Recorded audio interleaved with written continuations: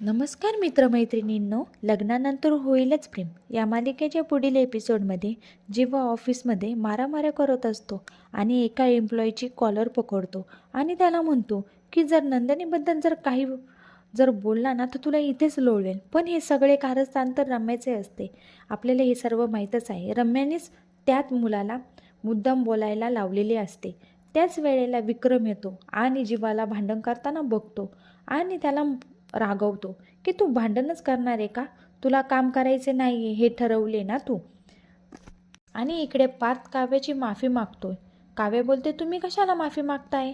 तर पार्थ म्हणतो तुम्ही माझ्या मैत्रीण आहात ना, त्यामुळे तुमची चूक ती माझी चूक, असे पार्थ बोलतो काव्याला.